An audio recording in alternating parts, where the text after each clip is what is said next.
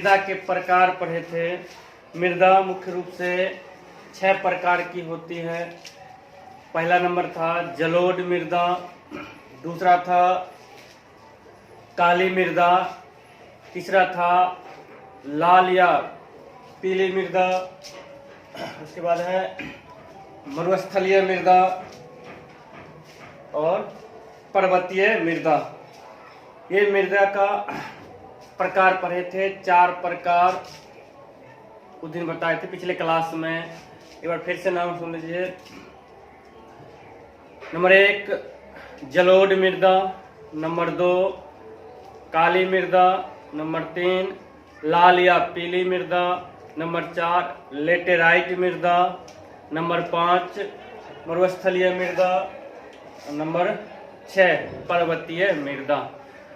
बाकी उस क्लास में बताए थे चारों मृदा के बारे में क्या विशेषताएं हैं, किस राज्य में उत्पादन, किस राज्य में अधिक मात्रा में यह मिट्टी पाई जाती है, उस मृदा की मुख्य फसलें क्या क्या हैं।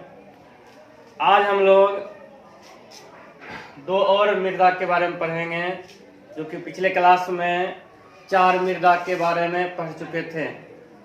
चारों मृदा में नंबर 1 था जलोढ़ मृदा, नंबर 2 था काली मृदा, नंबर 3 लाल या पीली मृदा, नंबर 4 लेटेराइट मृदा।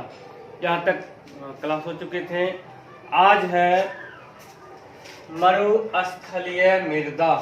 मरुस्थलीय मृदा वह मृदा जिसमें बालू की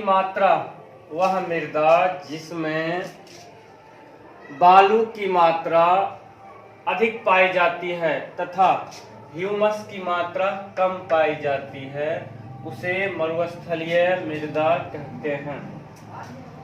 वह मृदा जिसमें बालू की मात्रा अधिक पाई जाती है तथा ह्यूमस की मात्रा कम पाई जाती है, उसे मरुस्थलीय मृदा कहते हैं। इस मृदा में कैल्शियम की मात्रा अधिक पाई जाती है, जबकि ह्यूमस, नाइट्रोजन इत्यादि की मात्रा कम पाई जाती है।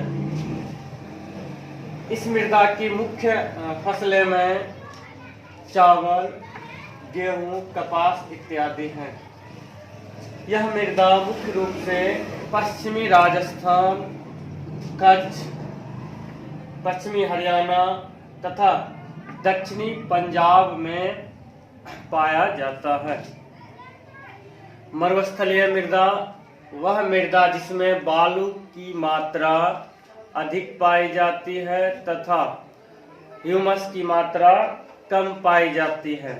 जिसमें बालू की मात्रा अधिक पाई जाती है तथा ह्यूमस की मात्रा कम पाई जाती है, उसे मरुस्थलीय मृदा कहते हैं। अब है इसकी विशेषता क्या है। इस मृदा में कैल्शियम की मात्रा अधिक पाई जाती है, जबकि ह्यूमस, नाइट्रोजन इत्यादि की मात्रा बहुत ही कम पाई जाती है। अब है इस मिट्टी की मुख्य फसलें। तो मरुस्थलीय मृदा की मुख्य फसलें चावल, गेहूं, कपास इत्यादि है। लेकिन इस मृदा में सिंचाई की आवश्यकता सबसे अधिक होती है। मरुस्थलीय मृदा में सभी मृदाओं की अपेक्षा सिंचाई अधिक होती है।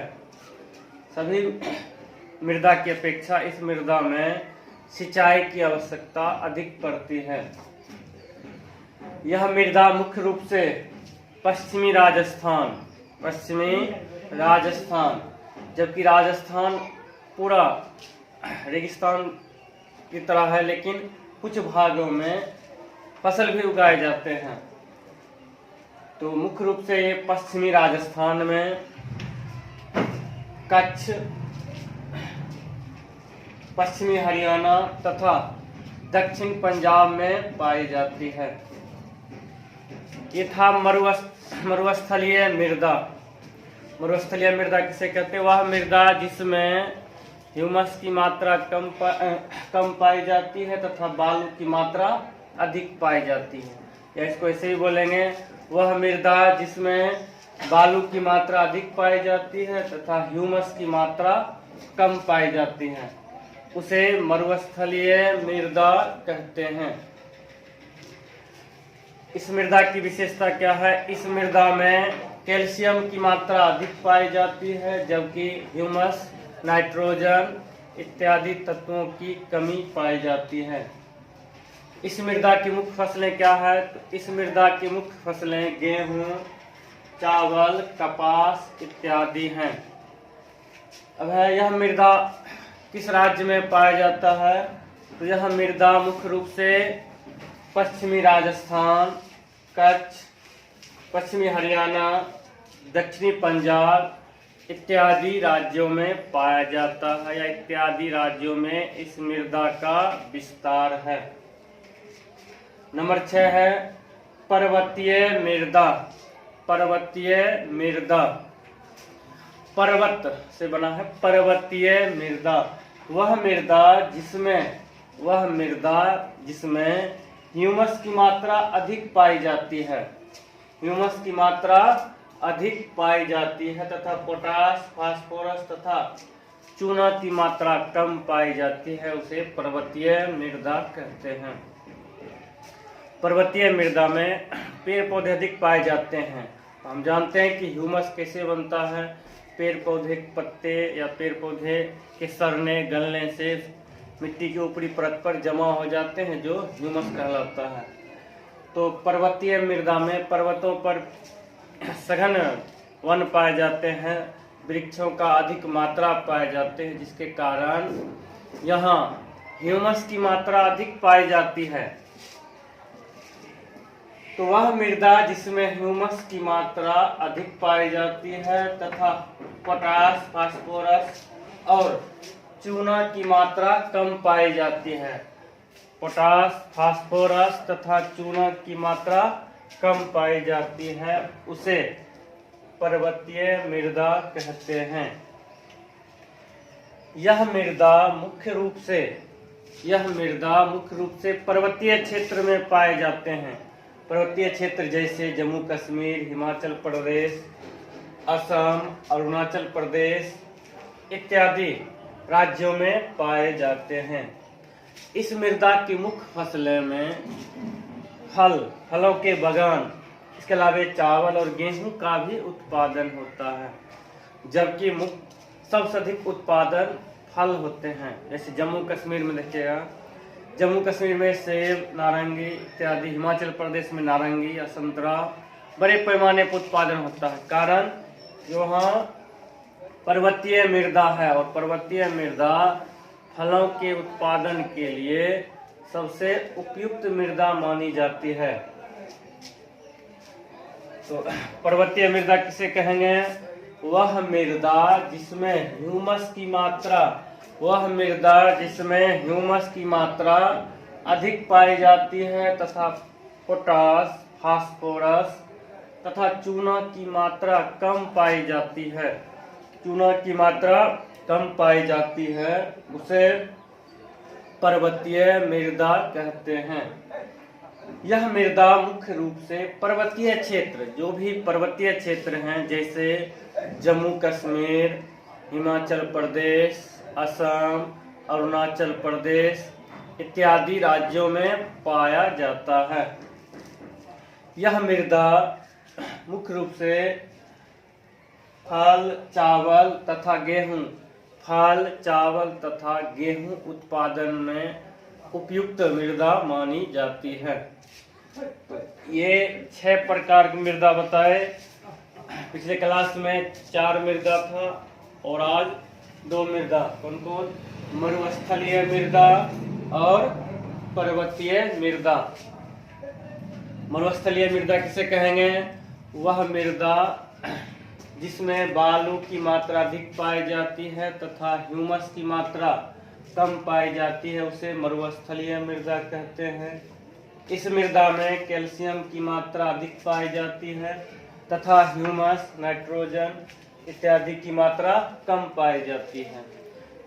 इस मृदा की मुख्य फसल चावल, गेहूं, कपास इत्यादि हैं। यह मृदा मुख्य रूप से भारत के पश्चिमी राजस्थान, कच्छ, पश्चिमी हरियाणा तथा दक्षिणी पंजाब में पाई जाती है। छठा नंबर था पर्वतीय मृदा। वह मृदा जिसमें ह्यूमस की मात्रा अधिक पाई जाती है तथा पोटास, फास्फोरस, चूना जैसे तत्वों की मात्रा कम पाई जाती है, उसे पर्वतीय मृदा कहते हैं। पर्वतीय मृदा मुख्य रूप से पर्वतीय क्षेत्र जैसे जम्मू कश्मीर, हिमाचल प्रदेश, असम, अरुणाचल प्रदेश इत्यादि राज्यों में पाई जाती है। इस मृदा की मुख्य फसलें फल हैं। इसके अलावा चावल और गेहूं का भी उत्पादन होता है।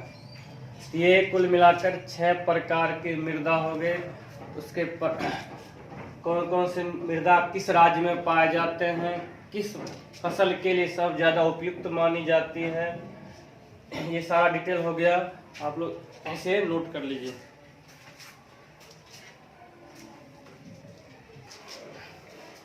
अब है मृदा या भूमि उपयोग के स्वरूप।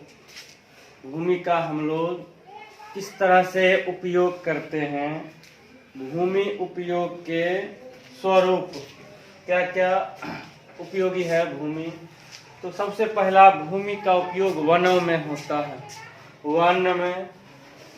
वन है। दूसरा है कृषि अयोग्य बंजर भूमि, कृषि अयोग्य बंजर भूमि। नंबर 3 है गैर कृषि कार्य में संलग्न भूमि जैसे सड़क, रेलवे, अस्पताल इत्यादि। अस्थायी चारागाह, कृषि योग्य बंजर भूमि, परती भूमि, शुद्ध बोई गई भूमि। ये 7 उपयोग भूमि के हैं। मुख्य रूप से भूमि के 7 उपयोग।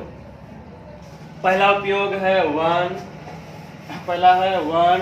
दूसरा कृषि अयोग्य बंजर भूमि, कृषि अयोग्य बंजर भूमि। तीसरा है गैर कृषि कार्य में संलग्न भूमि, गैर कृषि कार्य में संलग्न भूमि। अस्थायी चारागाह, कृषि योग्य बंजर भूमि, कृषि योग्य बंजर भूमि, परती भूमि और शुद्ध बोई गई भूमि। तो वन क्या है? भारत में वनों का काफी विस्तार है। भारत में हिमाचल प्रदेश, मध्य प्रदेश, जम्मू कश्मीर इत्यादि राज्यों में वनों का काफी विस्तार है। दूसरा है कृषि अयोग्य बंजर भूमि। कुछ भूमि क्या होते हैं? बंजर होते हैं, जहाँ किसी भी फसल का उत्पादन नहीं होता है। ऐसे भूमि को बंजर भूमि कहते हैं।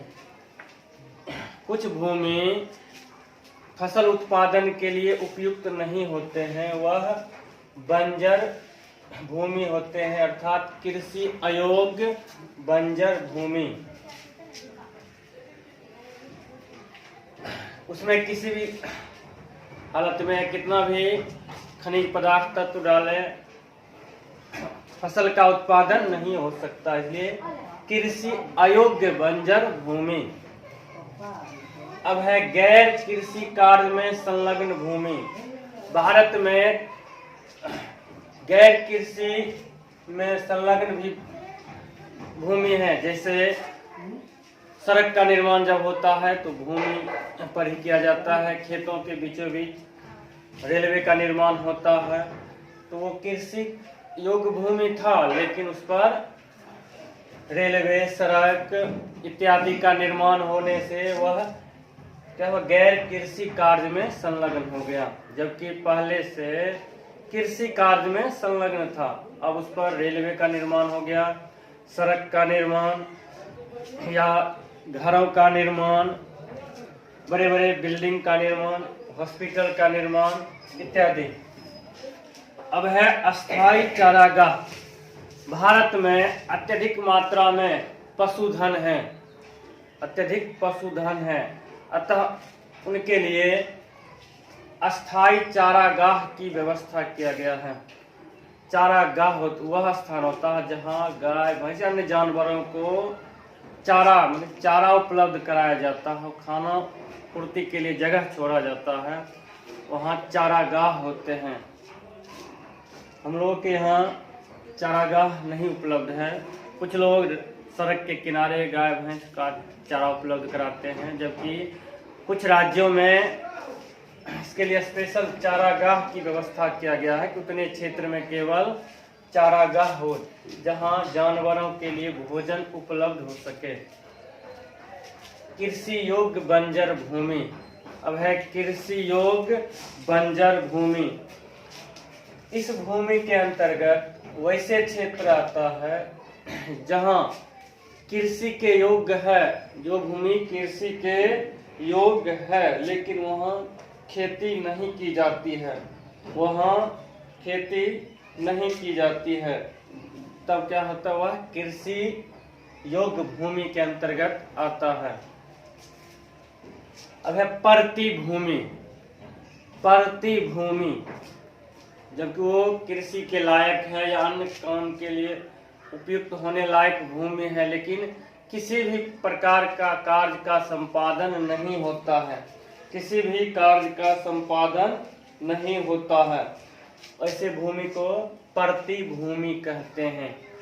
हमारे गांव सब में भी कई जगह देखे होंगे कि बिल्कुल पड़ा हुआ जमीन है जहां पर इसका किसी भी प्रकार का उपयोग नहीं हो रहा, ना चारागाह के लिए, ना खेती के लिए, ना घर बनाने के लिए, बिल्कुल ऐसे पड़ा हुआ है, इसे परती भूमि के श्रेणी में रखा गया है। अब है शुद्ध बोई गई भूमि। शुद्ध बोई गई भूमि हमारे क्षेत्र में सबसे ज्यादा यदि भूमि का उपयोग होता है तो शुद्ध बोई गई भूमि में, जिसमें फसलों का उत्पादन होता है। सभी लोगों के पास खेत उपलब्ध होते हैं जहां फसलों का उत्पादन होता है, वह किस श्रेणी में आते हैं, शुद्ध बोई गई भूमि के अंतर्गत आता है, जहां सभी प्रकार के फसलों का उत्पादन किया जाता है। जहां सभी प्रकार के फसलों का उत्पादन होता है, वैसे क्षेत्र को शुद्ध बोई गई भूमि, शुद्ध बोई गई भूमि के अंतर्गत रखा गया है। तो भूमि उपयोग के कुल 7 स्वरूप बताए गए हैं। पहला है वन, दूसरा है कृषि अयोग्य बंजर भूमि, तीसरा है गैर कृषि कार्य में संलग्न भूमि, अस्थाई चारागाह, कृषि योग्य बंजर भूमि, परती भूमि, शुद्ध बोई गई भूमि। ये 7 स्वरूप बताए गए भूमि के उपयोग के, भूमि उपयोग के 7 स्वरूप बताए गए हैं जो निम्न प्रकार से। अब है मृदा क्षरण, सॉइल इरोजन इसको बोलते हैं, भूक्षरण। हम या इसको दूसरा नाम बोल सकते हैं, मृदा अपरदन भी कह सकते हैं। 3 नाम हो गया, मृदा क्षरण, भूक्षरण, मृदा क्षरण, भूक्षरण या मृदा अपरदन या मृदा अपरदन। इसको किस तरह से परिभाषित करेंगे देखें। मृदा के ऊपरी परत, मृदा के ऊपरी परत बहते हुए जल, मनुष्य के क्रियाकलाप तथा तेज पवन द्वारा एक स्थान से दूसरे स्थान पर, एक स्थान से दूसरे स्थान पर स्थानांतरित हो जाना, एक स्थान से दूसरे स्थान पर स्थानांतरित हो जाना मृदा क्षरण या मृदा अपरदन कहलाता है। मृदा क्षरण या मृदा अपरदन कहलाता है। कैसे बोलेंगे इसका परिभाषा? मृदा के ऊपरी परत, मृदा के ऊपरी परत अथवा मिट्टी के ऊपरी परत किसी अपर्दन कारक द्वारा अन्यत्र बहा ले जाना भी मृदा क्षरण या मृदा अपर्दन कहलाता है। इसका शॉर्ट सा परिभाषा है, मिट्टी के ऊपरी परत को किसी अपर्दन कारक द्वारा एक स्थान से दूसरे स्थान पर स्थानांतरित कर देना ही मृदा अपर्दन या भूक्षरण कहलाता है। अथवा मृदा के ऊपरी परत बहते हुए जल, मनुष्य के क्रियाकलाप तथा तेज पवन द्वारा एक स्थान से दूसरे स्थान पर स्थानांतरित हो जाना मृदा क्षरण, भूक्षरण या मृदा अपर्दन कहलाता है। भारत के कुल भूमि का एक चौथाई भाग मृदा अपर्दन या भूक्षरण की समस्या से ग्रस्त हैं। अर्थात हमारे देश के कुल एक चौथाई भाग में मृदा अपर्दन की क्रियाएं होती है। अब मृदा अपर्दन किस वजह से होती है, इसके क्या कारण हैं, उसके 5-6 कारण बता रहे हैं। मृदा अपर्दन के मुख्य कारण, पहला कारण क्या है? वर्षा। दूसरा है भूमि की ढाल। तीसरा वनों की कटाई। चौथा अत्यधिक पशुचारण। पांचवा स्थानांतरित कृषि। छठा अति सिंचाई। ये मृदा क्षरण या मृदा अपर्दन के कुछ कारक हैं या कारण हैं, किस कारण से मृदा अपर्दन होते हैं। पहला कारण है वर्षा। दूसरा है भूमि के ढाल। तीसरा है वनों की कटाई। चौथा है अत्यधिक पशुचारण। पांचवा स्थानांतरित कृषि और छठा अति सिंचाई। सबसे पहला है वर्षा से किस प्रकार होती है। जब किसी क्षेत्र में अत्यधिक मूसलाधार या अत्यधिक बारिश होती है तो ऊपरी भाग वर्षा के जल के द्वारा नीचे बहाकर चला जाता है। जैसे बांध सब देखते होंगे, जब अत्यधिक वर्षा होता है तो बांध के ऊपर वाला मिट्टी सारा घास के नीचे चला जाता है, यानी कि बह के नीचे चला आता, पानी के साथ मिट्टी भी बह के नीचे चला जाता है। या जो भूमि ऊंचे स्थान पर है उसका ऊपरी भाग बहकर नीचे भाग में चलाता है। भूमि की ढाल माने ऊंचाई, भूमि के ऊंचाई, क्योंकि हमारे यहाँ भूमि पूर्णतः एक समान नहीं है। कहीं पर्वत है, कहीं पठार है, कहीं मैदानी भाग है, तो कहीं नदी है। तो भूमि का असमान वितरण है। तो असमान वितरण के कारण उच्च क्षेत्र से, भूमि के उच्च क्षेत्र से निचले वाले क्षेत्र में मिट्टी का ऊपरी परत बह जाते हैं। तीसरा है वनों की कटाई। वनों की कटाई मृदा क्षरण का एक प्रमुख कारण माना जा सकता है। जिस क्षेत्र में अत्यधिक वन पाए जाते हैं वहाँ मृदा अपर्दन नहीं के बराबर होता है, क्योंकि वन के कारण या पेड़ के कारण पेड़ की जड़ें मिट्टी के ऊपरी परत को जकड़ कर रखती है, यानी कि पकड़ के रखती है, जिससे बाढ़, आंधी, तूफान या वर्षा के जल से मिट्टी आगे नहीं बढ़ पाती है, या मिट्टी के ऊपरी भाग को उसकी जड़ें जकड़ कर रखती है, जिसके कारण मृदा क्षरण नहीं हो पाती है। चौथा कारण है अत्यधिक पशुचारण। जानवरों को एक ही स्थान पर बार बार पशुचारण करने से, यानी कि चराने से वह भूमि खाली हो जाता है, जिसके कारण तेज हवा अथवा भारी वर्षा के कारण उसका ऊपरी परत बह जाता है। स्थानांतरित कृषि। तो स्थानांतरित कृषि के अंतर्गत जंगल के एक भाग को साफ करके वहाँ खेती किया जाता है, जब तक कि वहाँ उसकी उर्वरा शक्ति बना रहे। ज्यों उसकी उर्वरा शक्ति कमज़ोर होती है, उस स्थान को छोड़कर दूसरे स्थान पर कृषि किया जाता है, फिर पुनः वही प्रक्रिया अपनाकर, जिसके कारण पेड़ों की कटाई होती है। और पहले ही बता चुके हैं, वनों की कटाई मृदा क्षरण के प्रमुख कारकों में से एक है। अब है अति सिंचाई। अति सिंचाई से कैसे होता है? किसी भी क्षेत्र में अत्यधिक सिंचाई करने से वहाँ के मिट्टी में लवणीय या क्षारीय गुण आ जाते हैं। लवणीय या क्षारीय गुण आ जाते हैं, जिसके कारण मिट्टी का ऊपरी परत क्षय होने लगता है। जैसे पंजाब में, हरियाणा के कुछ भागों में अधिक पैदावार उत्पादन करने के चक्कर में अधिक सिंचाई होने लगा, जिसके कारण वहाँ की मृदा अपरदन होने की समस्या उत्पन्न हो गई।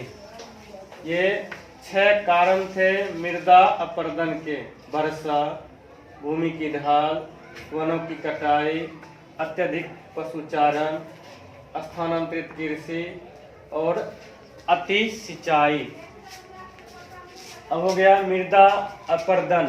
अपरदन हो गया, तब इसे रोकना भी है। तो मृदा अपरदन को रोकने की क्रिया को मृदा संरक्षण कहते हैं। इसको इस तरह से परिभाषित करेंगे: मृदा के ऊपरी परत, मृदा के ऊपरी परत विभिन्न क्रियाओं द्वारा स्थानांतरित होने से रोकना ही, स्थानांतरित होने से रोकना ही भू संरक्षण कहलाता है। या इसे मृदा संरक्षण भी कहेंगे, मृदा संरक्षण कहलाता है।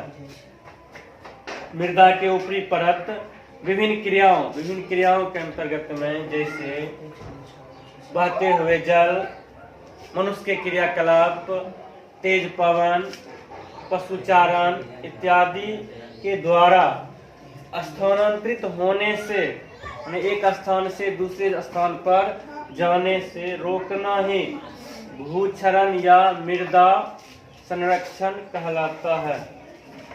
अब है भूक्षरण के लिए, रोकने के लिए या भू संरक्षण के लिए कुछ उपाय बताया गया है। पहला उपाय वृक्षारोपण, दूसरा वनों का संरक्षण, तीसरा वैज्ञानिक कृषि पद्धति अपनाकर, चौथा समोच्च रेखीय कृषि द्वारा और पांचवा बाढ़ पर नियंत्रण द्वारा।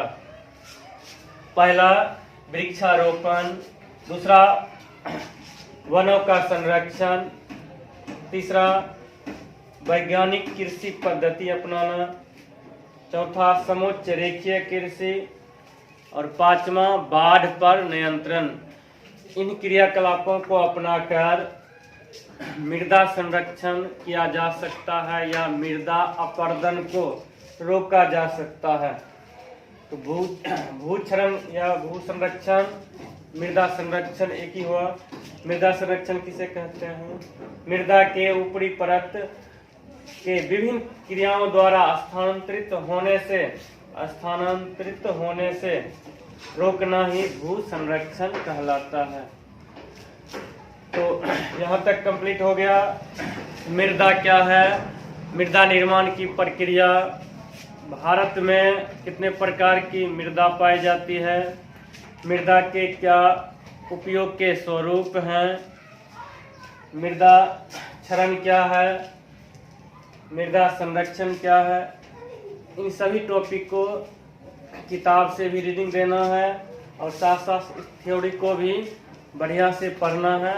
और अगले क्लास में इसका क्वेश्चन आंसर सॉल्व करवाएंगे। उससे पहले इसको अच्छा से तैयारी कर लेना है।